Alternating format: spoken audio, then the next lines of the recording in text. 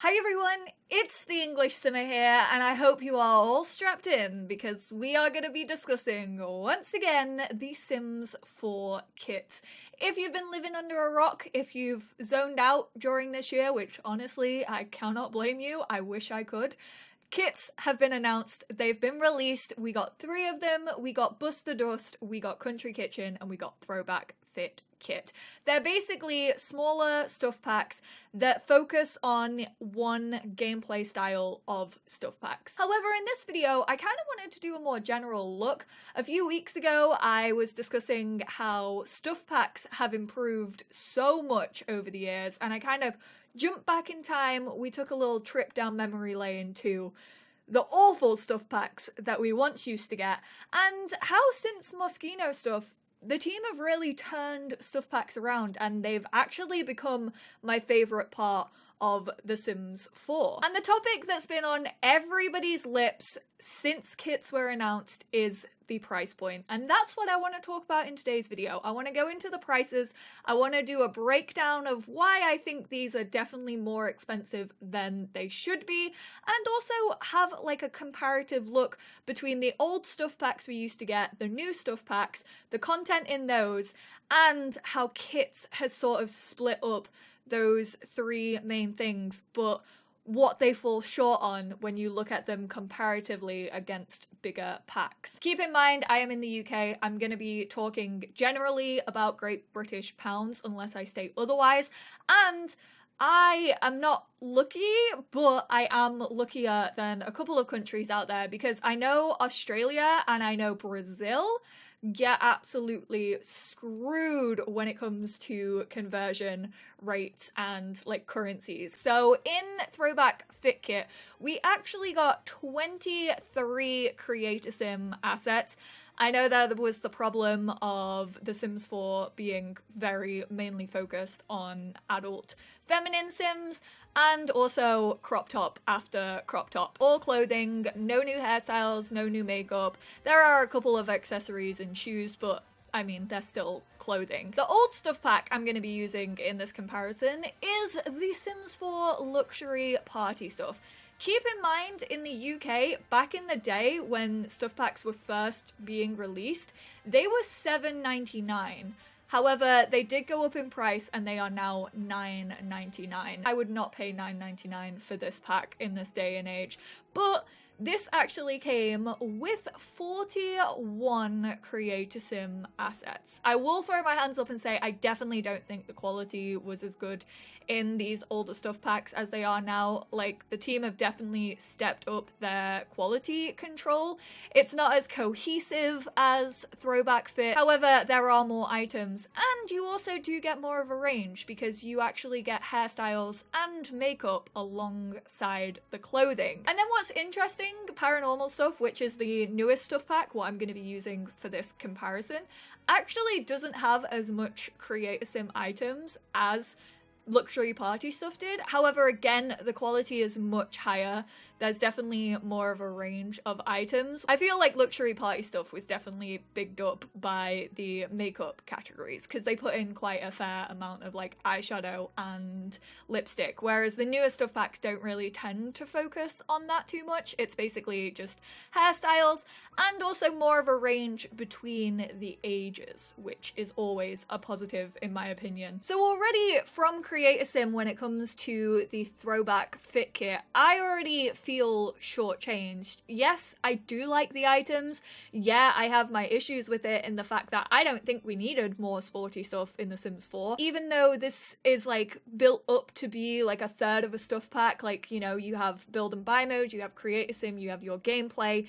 Even though it's sort of like being sold to me as a like more easy way, like with digestible content, we're already paying more for a kit than we would for a third of a stuff pack. However, we're getting less content. And the theme continues, unfortunately. And I love this set. This is the one that I would slap my money down on and be like, yeah, you know what, I'll pay a $5 for that. However, you then go and look against it against other build and buy modes and you're like, actually, is this worth £5? Even though I do really, really like the theme. So when it comes to country kitchen stuff, we have 15 build and buy mode assets. These are the 15. You get some really nice stuff. I love the colors. I love the theming of it. So you get a wallpaper and a flooring, and then obviously the kitchen essentials. Some of you might say, well, you know, kitchens are really hard to make. Kitchens are hard to make. Like, they basically work like a jigsaw puzzle. You need all of these pieces to have a functional kitchen in The Sims 4. If we didn't have these pieces, it wouldn't take as long for them to create kitchens. Cool kitchen stuff is what I classify as an old stuff pack. You know, this was from the time of like stuff packs literally introduced one new gameplay item. And have I ever used the ice cream maker apart from my review of Cool Kitchen? No. I swear all of you just kept bringing up Cool Kitchen so that I would have to mention this. This is my problem child of The Sims 4. I know some builders love it. I have a personal vendetta against this stuff pack. Why I'm talking about this is because Cool Kitchen came with 23 build and buy mode assets. This came with 15 build and buy mode assets. So yeah, whilst kitchens do take a long time and a lot of work to like refine them, and we also do have cabinets, we had a working kitchen and cabinets, we had an oven, we had a fridge in Cool Kitchen stuff, and yet we still had more in this. And this was again when stuff packs used to cost $7.99 in the UK. That's literally only £3 more, and think that we got Create a Sim and this like really shoddy gameplay item with it. But I mean, it was still like a gameplay item. You don't get any gameplay changing item in this. It does kind of look a little bit better when you do compare it to luxury party stuff, but luxury party stuff, bless its little cottons. The only thing that exists to me from this pack is the gameplay item, which is this fountain and this little buffet table. I use this an awful lot, I will say, whenever I have events. This will probably be on my lot. Everything else just like ceases to exist in my brain, and this actually only had 12 build and buy mode items. So the country kitchen stuff does have a little something over luxury party. We go on to the newer stuff packs, and holy smokes, I know I'm looking at my second monitor a lot. Honestly, just like chef's kiss in general. 39 build and buy mode assets. Again, we got a new wallpaper, we did get a new flooring, we again got one gameplay item, but also a lot of stuff on top of that when it comes to gameplay for paranormal stuff, and also a really nice range. So I get where kits are coming from, and I do like the fact that they're going to focus on specific elements. When you look at it against a newer stuff pack that we've recently have, it just doesn't add up in terms of quality or quantity. And then finally, gameplay. I'm not going to go through gameplay, I'm not going to be playing these packs, but I will talk about what they introduced. So luxury party stuff, it really wasn't game changing. You got a like fondue or a drinks fountain, and you also got this buffet table that your sim can basically lay out food if you are having an event. Like I said, I do use it quite a lot. Was it worth $7.99 at the time? Absolutely not. Did I buy it? Yes, I did. Then for the latest stuff pack, paranormal stuff, we obviously got the seance table. With that came the seance skill. It was, however, only a 5-level skill, which aren't my favorites in the game. I definitely would have preferred a 10 level. However, on top of that, we also got a new freelancer career. We got the haunted house residential lot type, which introduced specters coming to your lot, which you could interact with like a little bit. And we also basically got 3 new NPCs. We got the specters, we got summoning Bonehilda back, a fan favorite, and we also got Gidry the guide ghost. Then looking at the bust the dust. I still can't say it without stumbling over my words. Obviously, we get 5 hoovers, which looks really bad from the get-go when you look at this pack, because it just looks like you're paying £1 each for a hoover. I did get on Twitter, SimGuru Ninja explained to me that hoovers can actually be eco-friendly, so they can work off the grid, you just need to upgrade them, which I will hold my hands up and say I apologize for getting that one wrong. I saw all of your comments about it, I now know that they can work off the grid. But with this, you also got like the option to vacuum, obviously. You've got dust bunnies, which you can kind of do a few interactions with. They're quite cute. They don't do anything too crazy. They can just give your sim like rewards if you ask them to. You can feed them. It's kind of like having a pet, but not really. And there's also 2 aspirations, which again, I did unfairly judge. I thought when I saw them that they were literally just like tutorials, but they do actually take into play some base game elements.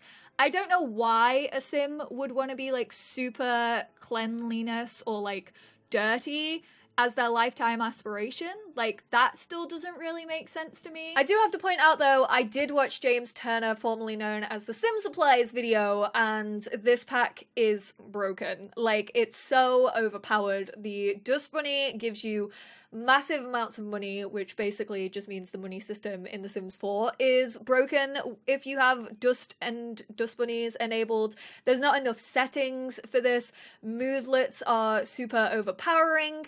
Your sim could be like cleaning one floor and then the other floor will get dirty even though you just cleaned it.